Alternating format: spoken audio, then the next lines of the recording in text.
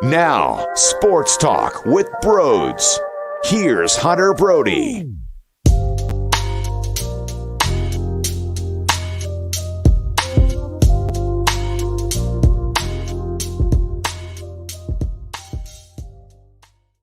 I'm not surprised we're here, okay? I'm not surprised. I told you all last week that the Eagles were going to be who they were all year long, and that's a dominating force. We already see the excuses from 49ers fans and from some of the national media. Well, it's because Purdy got injured. It's because they ran out of quarterbacks. No. Let me explain this to you. Haason Reddick is a monster. Haason Reddick this season is the best at his job. He's the best at getting to the quarterback, and he did it once again. I don't want to see players get hurt. I don't want to see guys go down with a concussion, and I don't want to see elbow injuries. But I do know the more explosive you are getting to the quarterback, there's a higher percentage that these guys are going to get banged up, and that's exactly what happened. Sue with the dominating play, hitting you hard to the ground. Haason Reddick was everywhere. Haason Reddick was unbelievable in this football game. Do I have to go back to 70 sacks? 70 sacks is not just 44. 70 sacks is not just a cute little number, a little bit above average. You don't stop this defensive front. And they showed that to you. The Eagles did what they needed to do. They put up 30 plus. Some impressive, long, sustained drives, too. And the coaching disparity showed up once again. I tried to explain how Kyle Shanahan comes up very small in big moments. He doesn't fully digest the game on the sidelines. Nick Sirianni fumbled. He challenged the incomplete pass. It resulted in a fumble. That's the coach thinking the game on the sidelines. While Kyle Shanahan, not challenging the Devontae Smith play, came back to bite him in the ass. But this isn't anything new. There's a lot of things that slip past Kyle Shanahan when games matter most.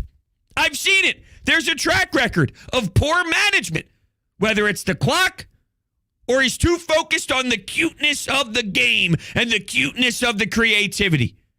Remember, Nick Sirianni, not a finalist for Coach of the Year, but Kyle Shanahan was, but Brian Daboll was, and Doug Peterson was. You want to do the math? Go look at Nick Sirianni's record against all those guys and then come back to me. My biggest takeaway from this entire game is the 49ers are pieces of trash. The 49ers are sore losers. They're bums, and get the hell out of my city. And by the way, Kenneth Gainwell.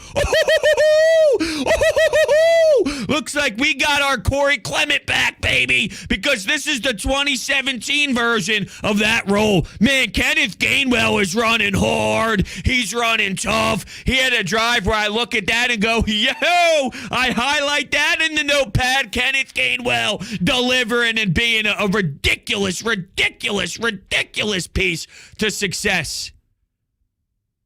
But man, whether it's Greenlaw trying to punch the football out like a loser when the play's already finished, or you're hitting Jalen Hurts out of bounds. Talk about having no class. Talking about being a full-on piece of shit that 49ers team was. I'm just being honest. But why did they act that way? Let me explain. They got their asses kicked, and they didn't know how to handle themselves. They got annihilated. The trenches did the work. Lane Johnson is playing with a tear in his body, and you still struggle to get the pressure that you're looking for. Miles Sanders' touchdown runs, go back and watch that offensive front. Go back and watch what that offensive line did. Mowing you down. Nonstop.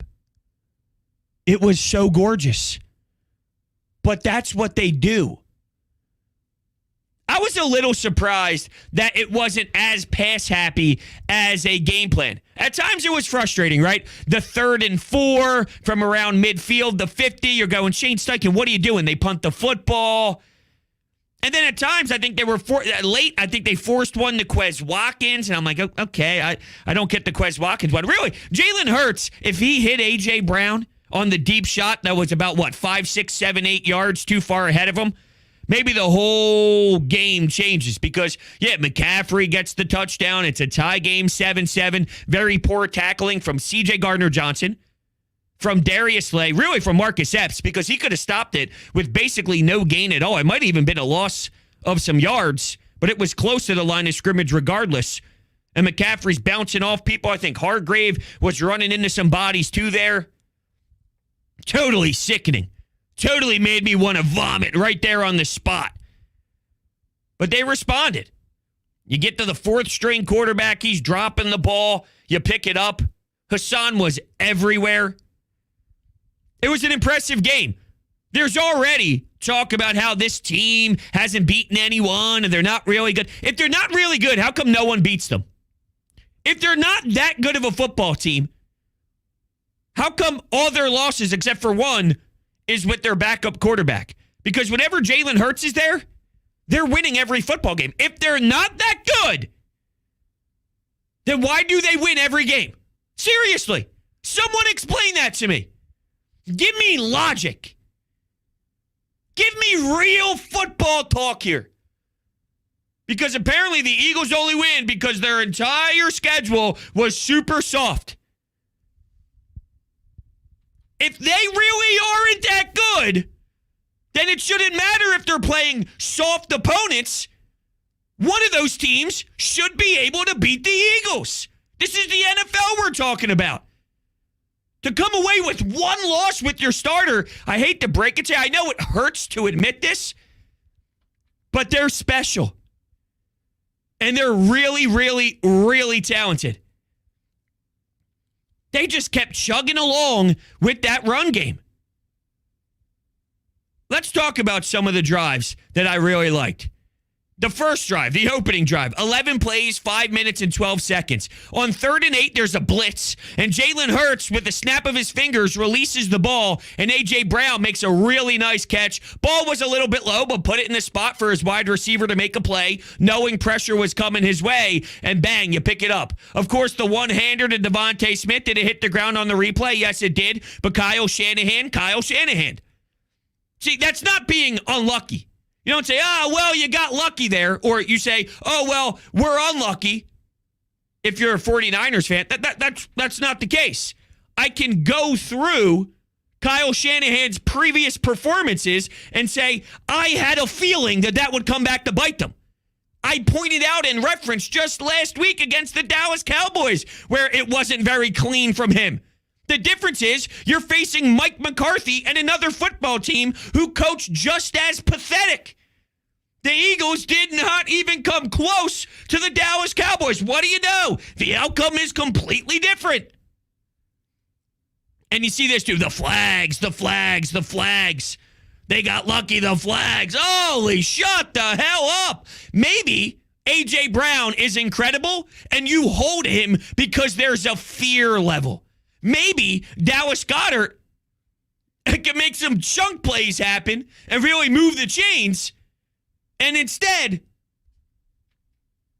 it draws a penalty. Or you put your hands in Boston Scott's face mask. The list goes on and on and on. At one point, it just unraveled out of control because their quarterbacks couldn't throw the football. They were super desperate. So go hit the kicker, will you? At that point, you have to try and make a play and be uber aggressive and live with the results. But ultimately, this team did exactly what I thought they'd do. They'd go kick ass. They'd go show their worth on both sides of the football. And they did. Their explosiveness is why the 49ers got injured. There's a cause and an effect. 70 sacks, mean defensive front, quarterback gets hit, injured. It's how the game goes.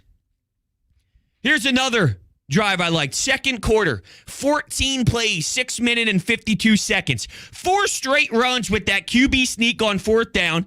And I'm kind of scratching my head a little bit. I'm not going to lie.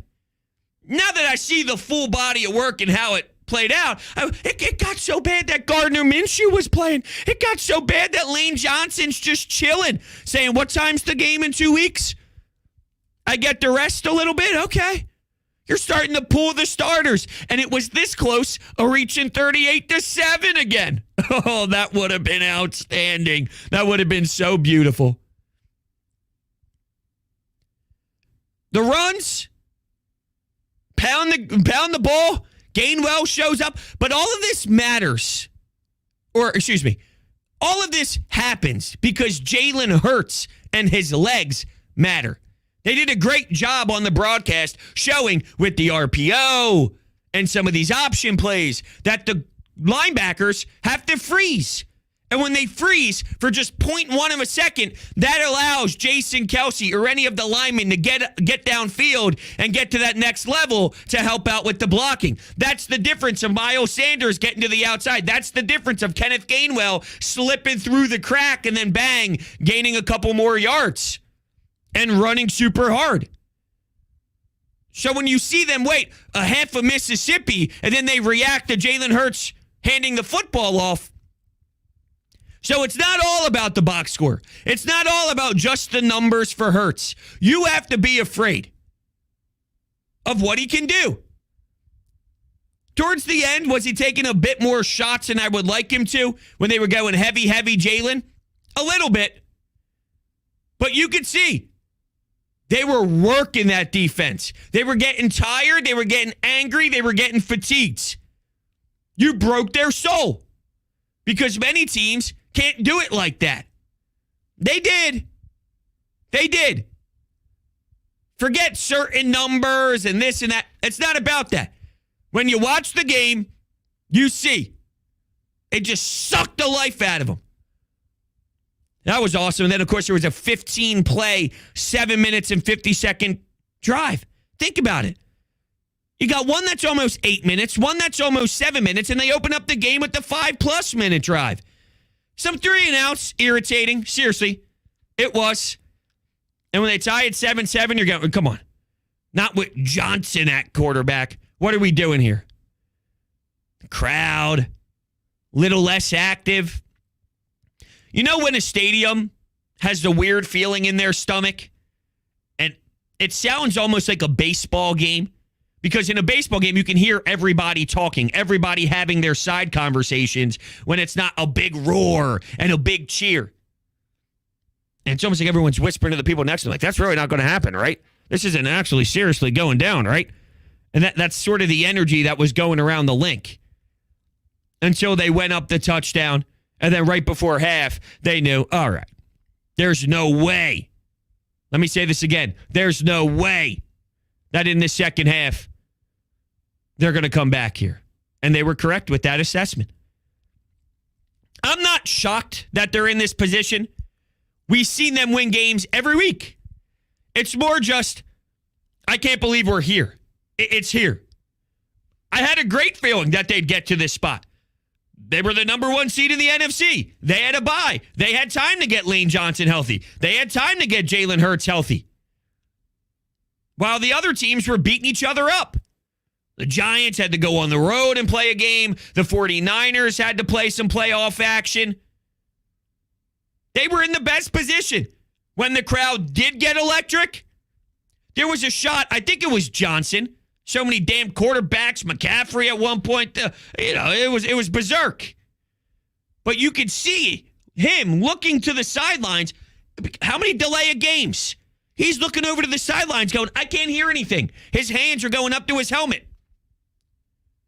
Well, maybe Broads was right. Maybe Broads was right with the assessment that going to South Philadelphia, all those dumb 49ers fans that went to the Rocky statue, put the jersey on. What are you going to learn? It doesn't work. It doesn't happen. You don't come here and beat us. You don't come here in an NFC Championship game. I heard it all week. Yeah, South Philly's not Seattle. Okay, you wait. You wait. Because when it does get loud and when they do give you that something to cheer for, you have the quarterback screaming at the coach, I can't hear anything. I can't get the play call distributed to my ears so I can throw the football around. They got manhandled. It is what it is. They got embarrassed. Now, I get it. It's hard to play the game of football when you can't throw the rock. And when Johnson goes down, there's not much you can do if you're Kyle Shanahan. But don't discredit what the Eagles did to, unfortunately, I want to make that very clear. It is unfortunate. I want to see these players get to go home to their families. That's way more important than any sport. I don't want them to need surgery on body parts or have a concussion. I just know, though, that that's part of the game. The more you get to the quarterback to hit him, the higher chance there is for someone to go down. And I tried to explain that you don't know what's coming. I tried to explain that Haason Reddick is getting so disrespected by not being talked about. I've never seen anything like it. I truly don't remember the last time someone had a season this outrageous and no one's talking about it. There's been a lot of disrespect, don't get me wrong. Joel Embiid not winning MVP and all, but he came second in the voting. And that's just as egregious. I need to let that be known, that that's just as egregious what we're witnessing with everybody despising Joel Embiid. No one talks about Haason Reddick. Not a soul in the football world. He's basically taking the ball out of your hands as he's rolling over your body after a sack. And that almost could have been a play that gave the Eagles the football. Centimeters of a difference if the ball started to come out just a half second before. Unfortunately, his back was still on the ground. But he's wrecking games. You hear the name J.J. Watt. You hear the name Aaron Donald. You hear the name Watt. This guy is doing so many dirty, lethal things to offensive linemen every week. And we just got to show out more love for him. We do. We do here. I'm more taking shots at the national side of things, but you'll hear it all the next upcoming weeks. Because at this point, there's going to be 2 football teams left. And I'm recording this at halftime of the Chiefs-Bengals game. But I'm so excited about the Eagles. Whatever. Whoever we play. Sure, there's interesting storylines. The Kelsey brothers, Andy Reid, Pat Mahomes, whatever. I don't care. And it's no disrespect to any opponent. And that's why I think the disconnect was leading into this game. You're sleeping on the Niners. You're not giving the respect the Niners deserve. It's not about the 49ers. And it's not about any team that we're going to see in the Super Bowl. It's about what I know about this team. It's about what I've seen every single week watching this team compete. What you're doing is not giving the Eagles offensive line enough respect. You're not giving the Eagles defensive front the talk that they deserve. That's where you're losing it. I'm supposed to feel great about this team. There's a reason why we're here. And I can't wait. It's going to be the longest 2 weeks of my entire life. But we're back again, baby. We're back again. I'm watching LeGarrette Blount tweet things out. I'm watching that 2017 crew be in the build. I'm watching Deshaun Jackson dap up Devontae Smith. I'm still shocked on the lack of, I felt, targeting the corners. They took shots here and there. One of them hit Devontae Smith right in the chest when he tried to high point the football. And he did miss A.J. Brown, so that play was there too. I thought it worked. It worked. So I was going to say, I think they weirdly committed to the run a little extra. But look at the drives I just mentioned against the 49ers. I wonder how many times the team was able to do that to them. Not a lot, because you saw the graphic in the game that when it comes to teams leading most during the season, the Eagles and the 49ers were at the top. And normally when you're down, if you're down a lot too, going on 7-minute drives normally hurts you when it's all said and done. We watched Brian Dable and the Giants do that when they were down something along the lines of 28-0. They went on a drive that took off 6-7 minutes off the clock to score 7. Whoop-de-damn-do. So my guess is the 49ers didn't experience this a lot. So it's almost the coaching staff saying, oh, yeah? You wait. We'll meet you at the trenches. And over the 4 quarters, we'll see who wins. I just thought that there was an area to expose in the secondary more than they did. But looking at the rushing yards, they ran for 148 yards for 3.4 yards per rush, which is exactly what the Niners had with only 81 yards with 20 less rushing attempts. They both finished with 3.4. It wasn't anything statistically killer. It was more just the eye test killer of it all. And going to the box score, looking at Kenneth Gainwell, 48 yards. Sanders, 42 yards. Jalen Hurts, 39 yards. 11 carries for Sanders and Jalen Hurts. Both of them had 11 in totality. Only 2 receptions for Devontae on 3 targets. Dallas Goedert had 5 receptions for 23 yards. Some over-the-middle stuff. But yeah, not one of those games where anything eye-popping is going to happen on the stat sheet. It was a field position game for a little bit, punting the ball. Eagles are punting with their punter at the back of the end zone. And then they also had the wire debacle. You could tell the Eagles at the very second it hit the wire, they're complaining. But the Niners were able to still get the ball instead of a re-kick, and there was actually a penalty on that play too. So it was a field position battle for a little bit of time. Eagles defense helped out. And then before you knew it, it was all she wrote. All right. You know what time it is. Time to take some calls. So let's do it, shall we? Here we go. Bros, and I had to call in. I'm not a regular, but I'm happy for you. Like your show, like you on your radio show too. Go Eagles, go! At that halftime, I'm already calling. Happy for you. I'm a Jet fan, but I like the Eagles, and I hate the Niners. Go Eagles! All right, I appreciate it. We get a little halftime check-in from a Jets fan. I don't think anybody had that on the bingo card.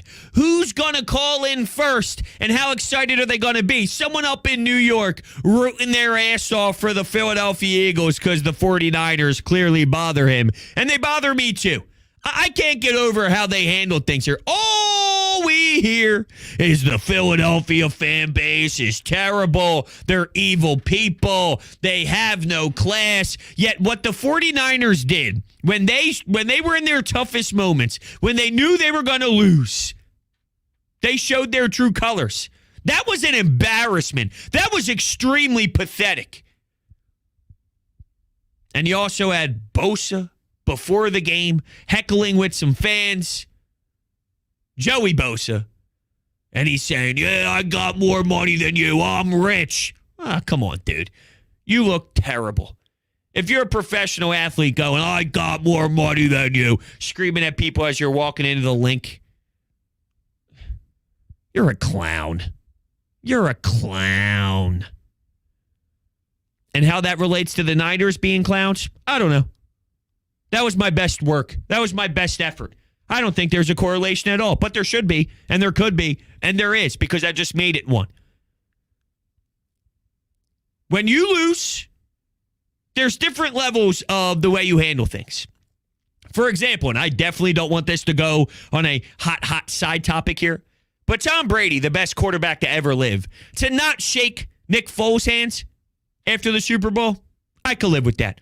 That's like Michael Jordan losing in a championship and then being so pissed off after winning 6 previous championships that his hunger and his motivation is totally different, and he walks off the court. Whatever. It's Michael Jordan. That's why he's in the position that he's in, because he's Michael Jordan.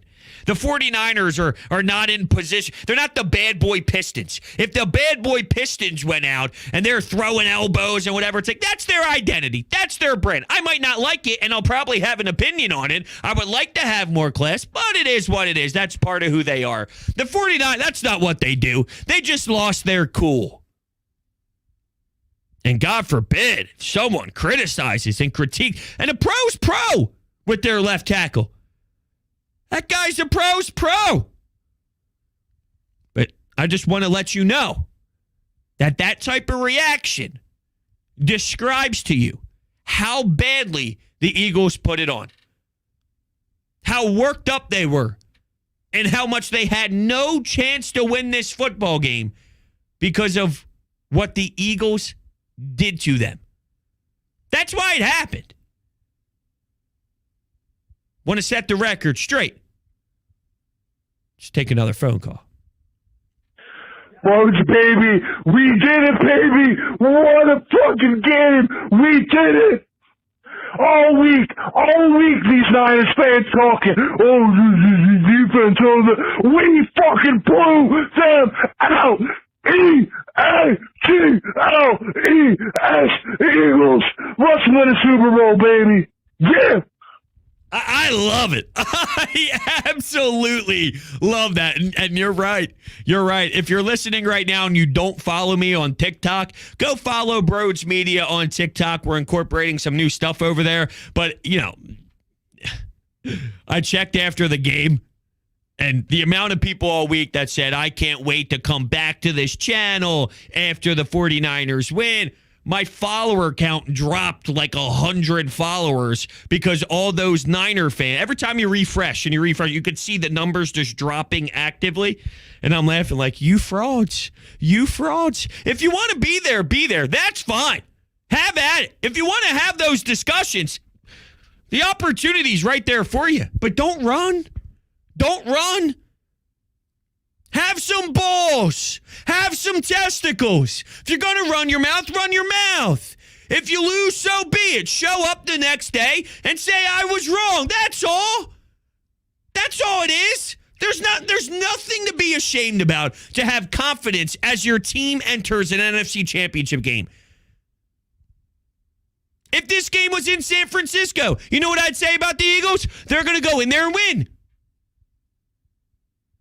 But I can at least look at you in the eye and say, all right, you showed up the next day. That's all. But that fire, baby, that passion, baby. I'm thinking about all those people right now in Center City, walking the streets, up at the light post, shotgunning beers, funneling vodka, snorting cocaine, pissing on buildings. What else? I don't know. But whatever they're doing, that's beautiful.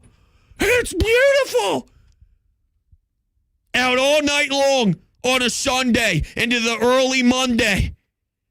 And we're going to be doing this for a little bit of time, enjoying it, watching the fellas smoke their cigars in the locker room, celebrating. Sirianni, I saw so many cuts of Sirianni's first press conference and his press conference now. Clearly different, but it wasn't a side-by-side of the press conference now. I don't know why I just said that. I thought about it when he was at the press. Anyway, I saw videos of his original press conference and then just where the team is now. We've come a long way, my friends. A long, long way. And they're going to do it. They're going to do it. And it shouldn't surprise you. And it won't surprise you. And we have a while to discuss. But we're flying high right now, baby. It's what happens, though, when you have a quarterback who finds a way. I didn't think he had his best stuff tonight. I don't think he was sharp. Throwing the football deep, let A.J. Brown out of bounds. It wasn't even catchable. Missing A.J., that was killer. Truthfully, if they were to lose that game, because of course everything's running through your head, it's 7-7, you're sick to your stomach, you missed all those tackles, you're going, this can't be serious, right? So just as a human being, you run through the worst case scenario, the best case scenario, an average scenario. I thought 14-0 would have punched them in the gut. Jalen Hurts wasn't playing well at that point, which we're not used to seeing that. But he responded in a different way. But the poise, fourth down, going for it, where the football was at that time, sustaining the drives, reading the field, the threat of the legs, the drive when he used his legs. It was a remarkable way. It's the coolness of Jalen Hurts. Everyone likes Joe Burrow, cool guy, the way he dresses, all the flash, all that stuff. Joe has his own way of the swag. But Jalen's right up there. And if he doesn't have it in the passing game and he's not connecting with his guys, they'll find a way to do it. It's not always gorgeous, where it's all clicking, but the best teams, when it's not, what do? All right, it's been a quarter. It's been 2 quarters. We're in the middle of the second quarter. How are we now going to work around how this game is going? The flow of this game. Every week's different. And I'll leave you with this. It's funny how the quarterback getting injured part is the hot topic today, when just a few years ago with Carson Wentz, we had Josh McCown running for his life at 73 years old, ripping his hamstring into shreds. I think it was his hamstring. He had some sort of injury because, well, he was old. And that wasn't an excuse. He actually hung in there a little bit for what it's worth. There's no excuses. This is the game. This is the hand you're dealt. The difference is Clowney had a very cheap shot, dirty hit on Carson Wentz to knock him out, where these plays were a little bit more just standard football plays and things happen. But my point is, what are you going to do about it? This is the game. This is where you're at. Good teams, you have to find a way. And when you're at the link facing this defense, you don't have a way. That's what it is. All right, everyone. Thank you. You're the greatest. I love you all. The Birds are going to the Super Bowl. I don't even have to tell you. Just be on the lookout for all the exciting shows we're about to have. Okay, for all the amazing content that's about to happen on Broads Media. It's going to be a lot of fun. Thank you. You're the best. Enjoy the rest of your Sunday.